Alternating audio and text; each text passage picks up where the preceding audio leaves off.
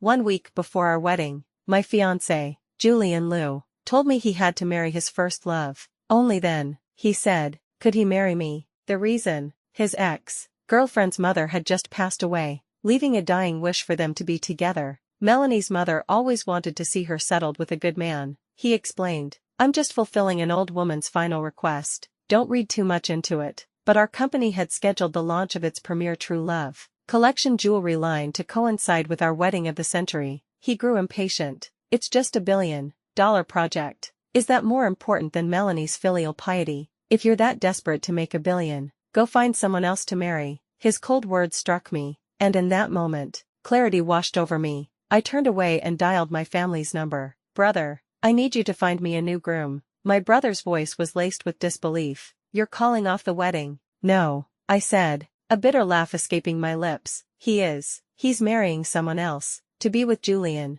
I had fought tooth and nail against my own family, moving heaven and earth just to win my parents' approval. I'd even tied the launch of our most important jewelry collection to our wedding day. Now, all of it was turning to dust. My brother was silent for a long moment. Then, there's only Sterling Shin, he finally said. His family is pushing him to get married, and he's been looking for a suitable candidate. I frowned. Sterling Shin was my sworn rival. On the day of my engagement party, he'd dryly wished for my marital dreams to be shattered. I never thought his curse would come true, but time was running out. He'll do, I said. Ask him if he's interested. If not, I'll figure something else out. My brother answered instantly. No need to ask. He'll definitely agree. What? Before I could ask more, a group of people surrounded me. You must be Julian's fiancé. You're so beautiful. Are you here waiting for Julian to get off work? He'll be down any minute. You two are so in love. My hands tightened on the steering wheel, and I lowered my gaze to hide the bitter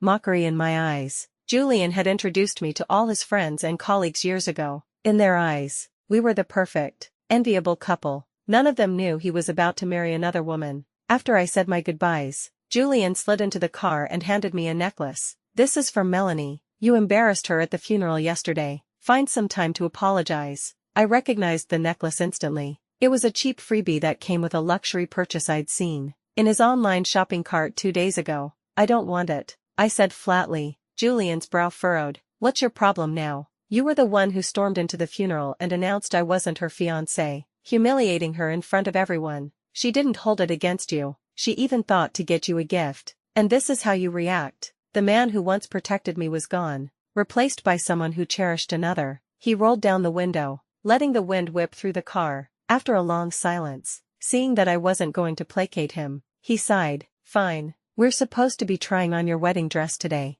I won't argue with you. It was the first time he had backed down all year. When we arrived at the bridal boutique, the manager greeted us warmly. Mr. Liu, Ms. Chin, the 20 custom-made gowns and suits are all ready for you. But Julian wasn't looking at the clothes. He was staring at his phone, his expression anxious. When he noticed my gaze, he quickly put it away. A hint of apology on his face. Nina, something's come up with Melanie. I have to go. You can try on the dresses yourself. And just pick a suit for me. I trust your taste. He hailed a cab and rushed off, leaving me standing alone. The manager approached cautiously. Ms. Chin, would you like to select the suit yourself? I drew my gaze back to her and nodded. Of course, I would pick a suit, just not for Julian. After all, the groom had changed. I drove home, expecting Julian to be gone all night, but he was there before dinner, holding a takeout container. I drove all over the city to get this for you, he said. Your favorite late-night snack from the Canary.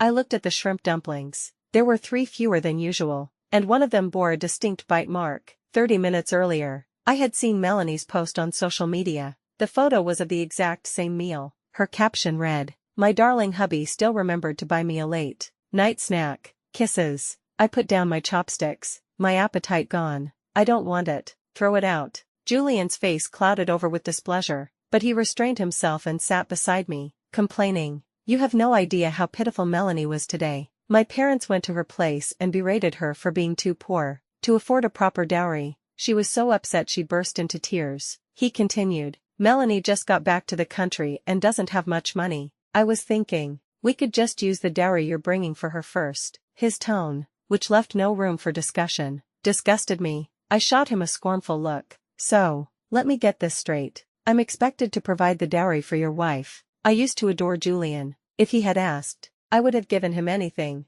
but he had personally shattered that illusion. Thinking back, everything he'd done since Melanie's return had been for her. He had forgotten that I was the one who was supposed to spend the rest of her life with him. My answer enraged him. What is that supposed to mean? You're not willing. You'd better understand something. Melanie is my best friend. You need to keep her happy. Otherwise, I might not marry you at all. He slammed the door and left, my mind in a turmoil. I went for a run in the park. After one lap, my phone rang. It was Sterling Shen. Remembering his perpetually cold face, I hesitated for a second before answering. You're on my ship now, which means you're my woman. If you dare run, I'll have you tied up and dragged back. Sterling's first words were a direct hit. I remained silent. He spoke again. Mail me your ID card first. Let's get the marriage license registered. A pause. I'm afraid you'll change your mind. Sterling Shen, you're acting very strange. I imagined 1,000 ways he could use this marriage to torture me, but all I could manage to say was, see you at the wedding,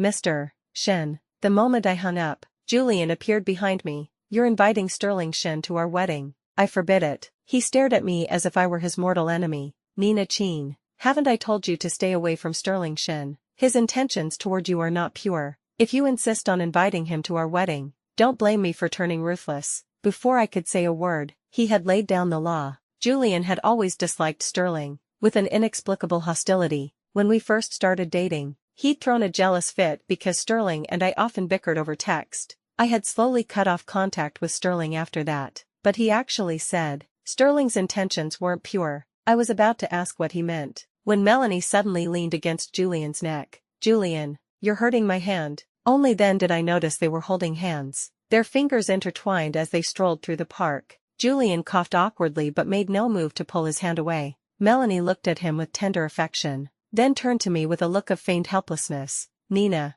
I'm so sorry. Julian and I were just rehearsing the wedding ceremony. Please don't mind us. Then, her tone shifted. I won't tell anyone that you hired people to beat me or that you desecrated my mother's grave. But please, don't hurt Julian. A true heart can't withstand such games. I had no patience for her theatrics. I turned to leave. Since you're so eager, maybe I'll send someone to beat you up tonight. And while I'm at it, I'll dig up your mother's grave, too. Slap. Julian struck me across the face. Hard. Nina Chin, how can you be so venomous? His face was dark with fury, his chest heaving. I'm venomous. He believed her slanderous lies without question. While 5 years of our history earned me not a shred of his trust, a fire ignited within me. I was about to confront him, but Melanie stepped in front of Julian. Nina, I'm begging you, as soon as the wedding is over, I'll give Julian back to you. Please, show some mercy, don't hurt the people around me, and don't hurt Julian. As she spoke, she made a show of kneeling.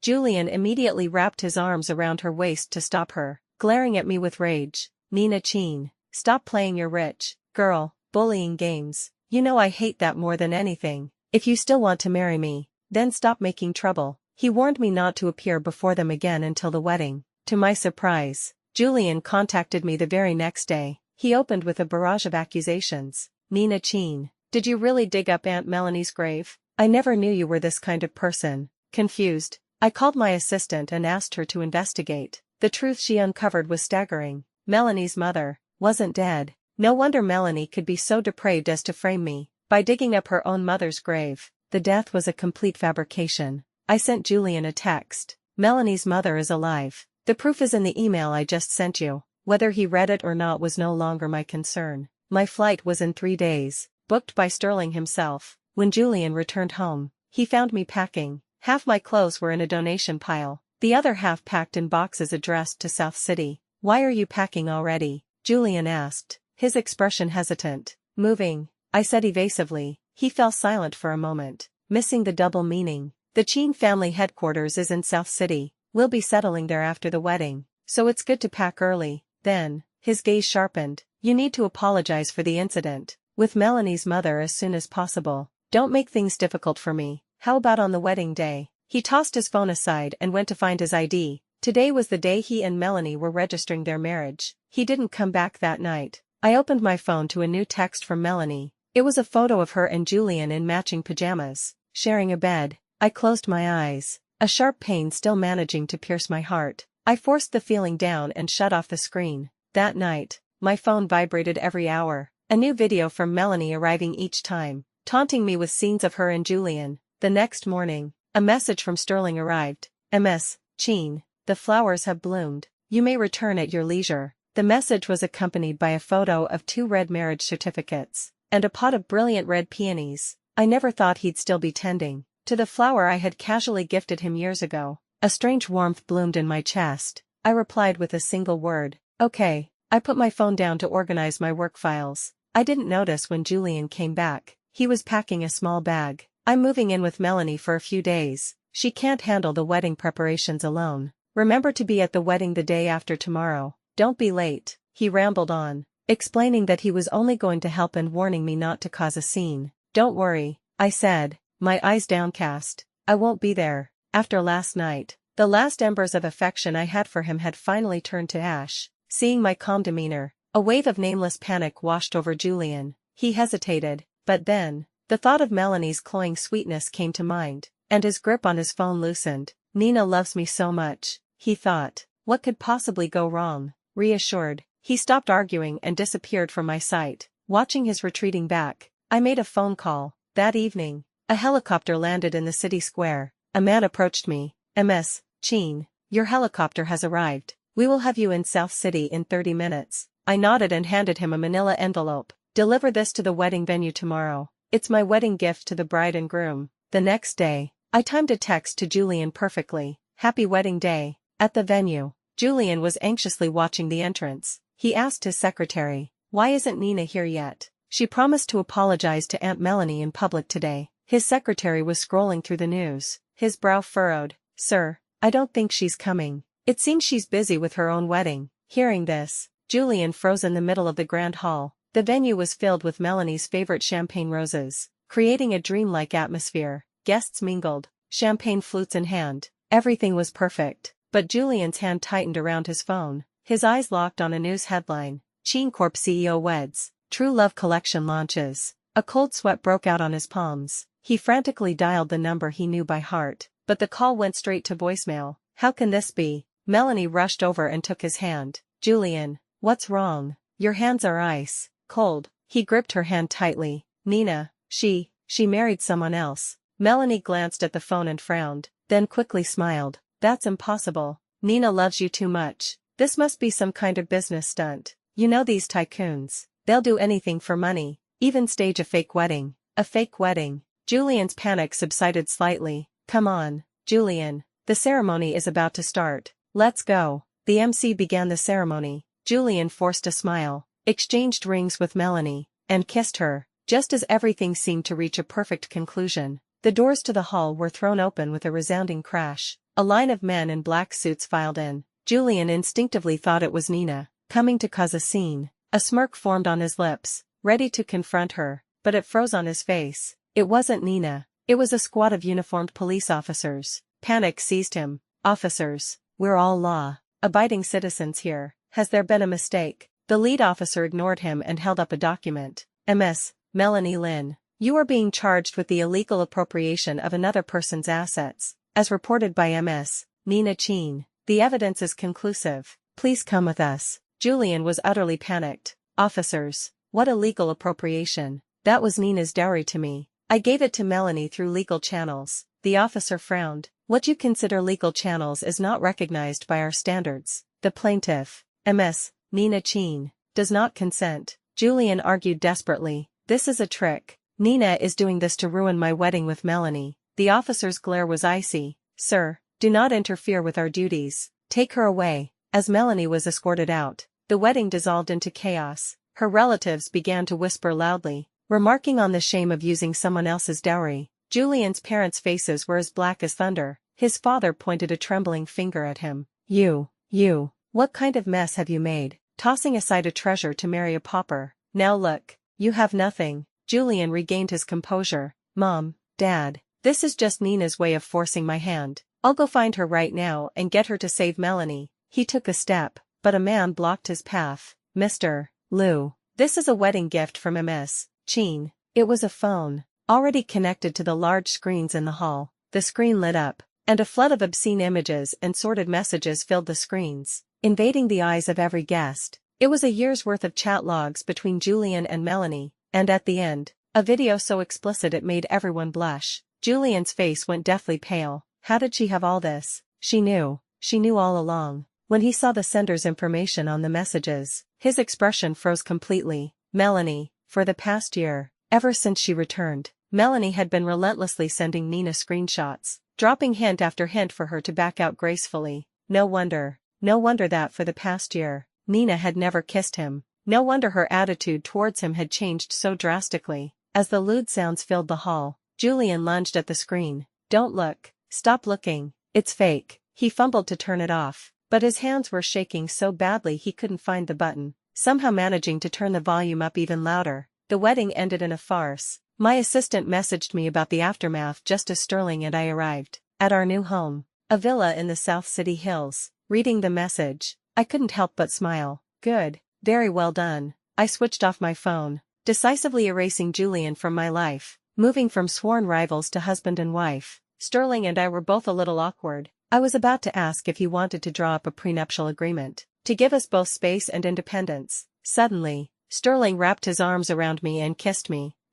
Nina Cheen, don't think I actually wanted to marry you. This was just a matter of convenience. He paused, and his tone softened slightly. But don't think you can just mess around. I have no intention of getting married a second time, and you'd better not have that thought either. I stood there, stunned, not even noticing the deep blush spreading across his face. Just as I was about to speak, Sterling's phone rang. He answered, glanced at me, and put it on speaker. Sterling Shen, is that you? I need to talk to you. Is it a good time? Before Sterling could reply, I answered for him. No, it's not. I tried to hang up, but Sterling pulled the phone away. Julian's voice, nearly hysterical, came through the line. Nina Cheen, why are you at another man's house at this hour? And Sterling Shen's house, of all people. I let out a cold laugh. That's a ridiculous question. Today is my wedding day. Where else would I be if not with my husband? Julian was incredulous. But wasn't it a fake marriage for the project?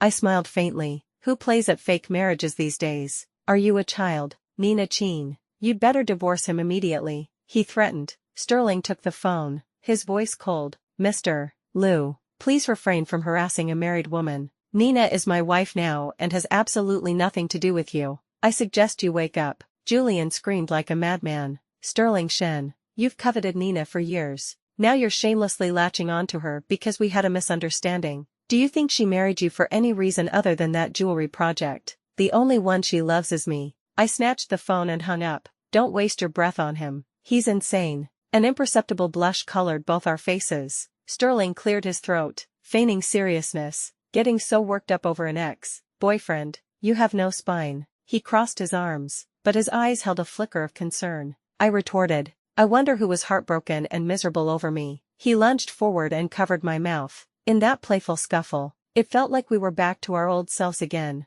3 days later was the post-wedding banquet, which coincided with the Cheen Corporation's anniversary gala. Our families had decided to combine the events, but chaos erupted. Julian had invited reporters to the event, accusing Sterling of being a homewrecker who stole me away. Microphones were immediately shoved in Sterling's face. As the scene descended into mayhem, I stepped in front of him before he could stand. The marriage between the Cheen and Shen families is a legitimate alliance. One party wished to marry, the other wished to be married. All our documents are in order. Where does this talk of a homewrecker come from? I hope you will all choose your words carefully. Otherwise, the Cheen Corp legal department will not be merciful. The reporters quieted down. Sterling gazed at me, a fond smile playing on his lips. I glanced at him, feeling my ears burn, but Julian was prepared. He played a slideshow on the main screen, a collection of photos from our relationship. Spliced in were pictures he had secretly taken of Sterling. There was one from last year, when I was in the hospital after a skiing accident. Sterling had secretly come to visit me,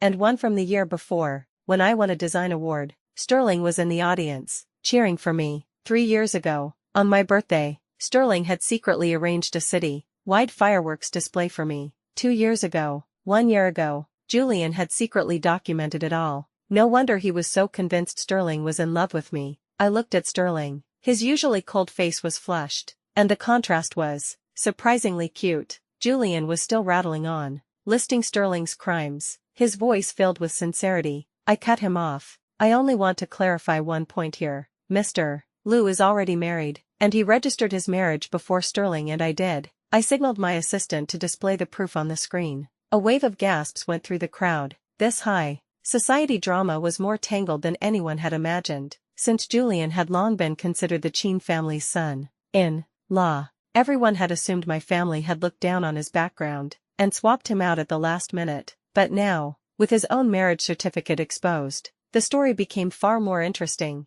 Julian's face darkened. He argued desperately, "Don't listen to her. My marriage to Melanie was forced upon me, to fulfill her mother's dying wish. Nina, you knew all of this. I told you I would divorce her and marry you as soon as it was over. Why are you slandering me like this?" He seemed to expect the reporters to praise his filial piety. Instead, the whispers in the crowd were, "That poor Ms. Qin, how did she end up with a man like that? What kind of twisted logic is that? It's just disgusting. By his logic, I should go die right now and have my son marry a princess to secure his future. You people, Julian stammered in disbelief. Slap. My mother struck him across the face. Nina gave you so much. I was so confused when she suddenly changed grooms. I was worried she had wronged you, but it was you. She clutched her chest, her face a mask of pain. Sterling steadied my mother, and I rushed to her side. I looked at Julian, now the target of everyone's scorn, and smiled. It seemed the world was full of rational people after all.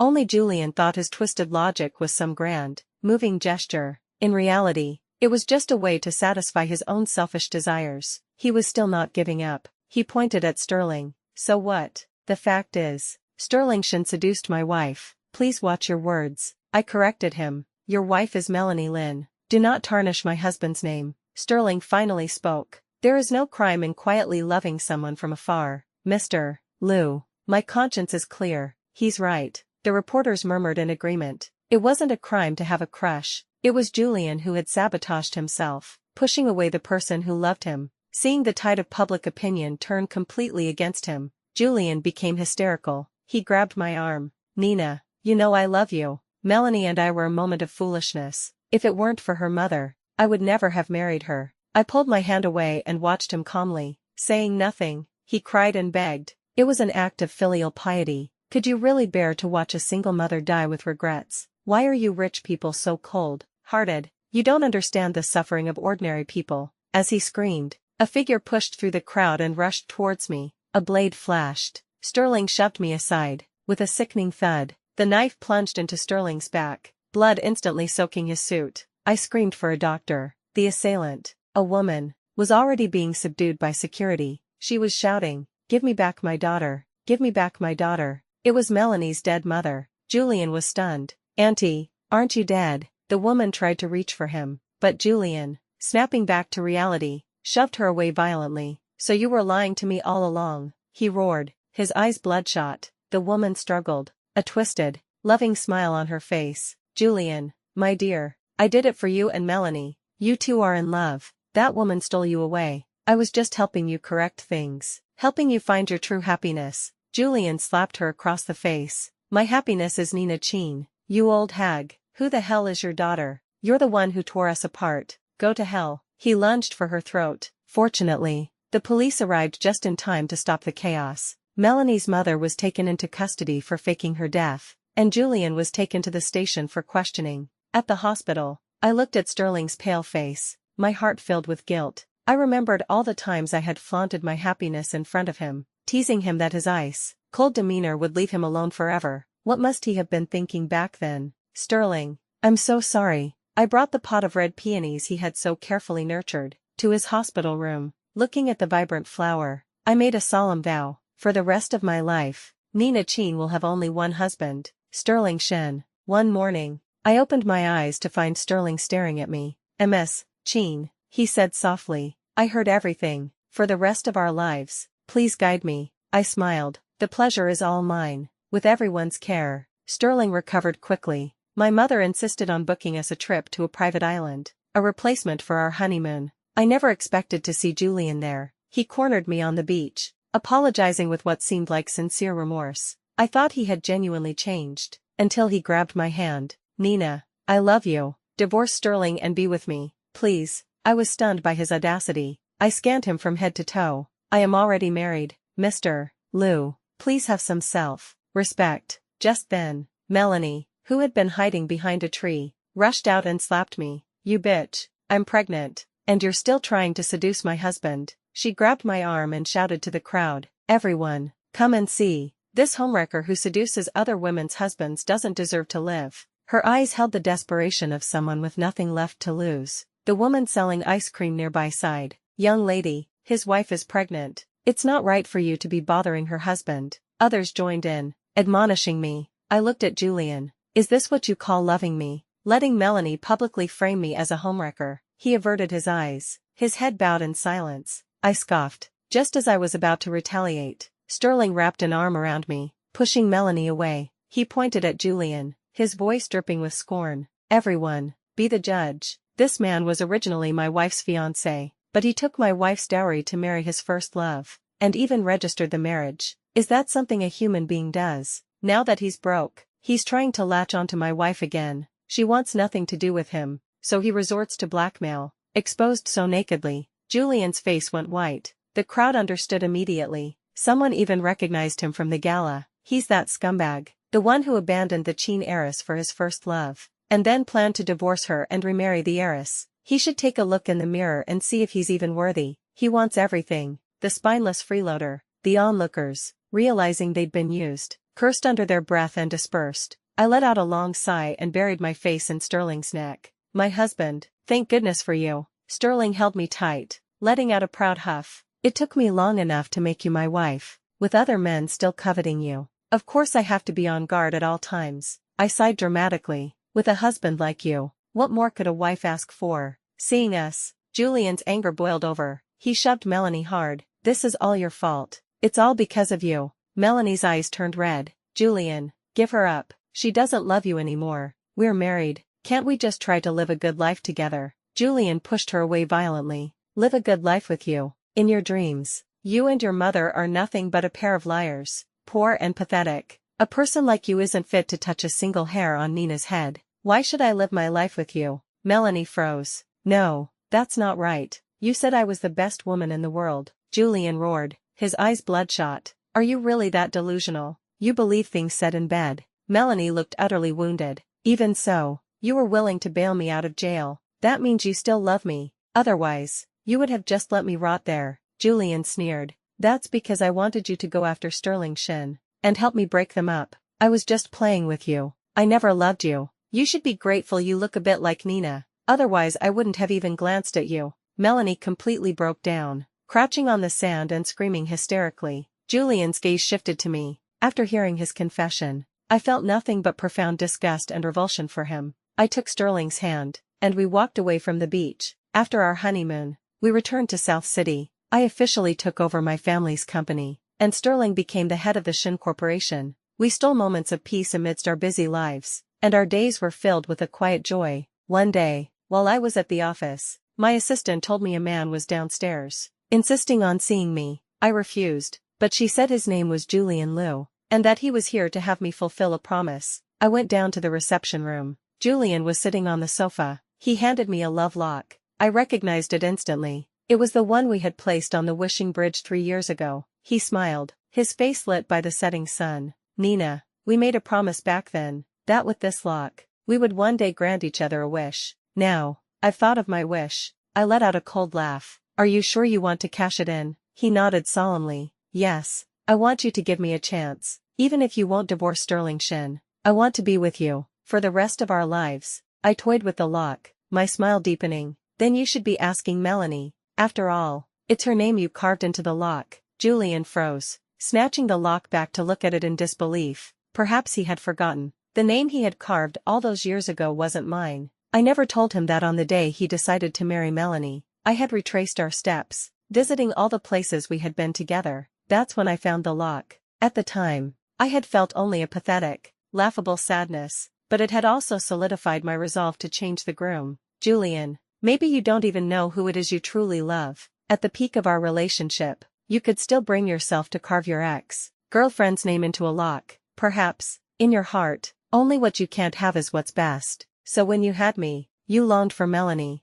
and now that you've lost me, You're desperately trying to win me back, Julian, I said, looking him straight in the eye. The only person you've ever loved is yourself. I turned and walked away. Behind me, I could hear Julian's unrestrained, gut-wrenching sobs, but the only thing on my mind was what Sterling would be making for dinner tonight. Braised fish, probably. I'd mentioned wanting it a few days ago. Knowing his proud nature, he had probably been secretly practicing how to make it. I never got to eat the fish, however, because I started throwing up. A trip to the hospital confirmed it. I was pregnant. Sterling held me, overjoyed, laughing like a child. The baby was healthy. Sterling and I were holding hands, about to leave, when we ran into some old acquaintances in the hallway. Melanie was on her knees, begging Julian not to make her abort their child, but Julian, his face a mask of cold indifference, signed the abortion agreement. He looked down at her. Unwelcome things should be disposed of early. I don't want this filthy bloodline to remain in the world. Melanie, you should have known this would be the consequence when you told Nina about us. I warned you. I could give you anything, except the position of my wife. This is your punishment. I will never forgive you. I cleared my throat softly. Julian whipped his head around, saw us, and froze. When his eyes fell on the pregnancy report in our hands, his lips twitched, and he managed to utter a few words. Congratulations. His eyes were devoid of all emotion. No sadness, no joy, but they slowly began to turn red. Melanie finally broke down, sobbing uncontrollably. Soon after, her mother arrived. She even slammed her head against the wall, but nothing could stop Julian from forcing Melanie to go through with the abortion. I don't know if Julian ever found peace, but seeing his visceral hatred for Melanie and her mother, I suspect he didn't. As for me, I had already let go. Whatever happened in the past, I now only wanted to live in the present and cherish the person beside me. I wanted to spend every day with Sterling, eagerly awaiting the arrival of our little prince or princess.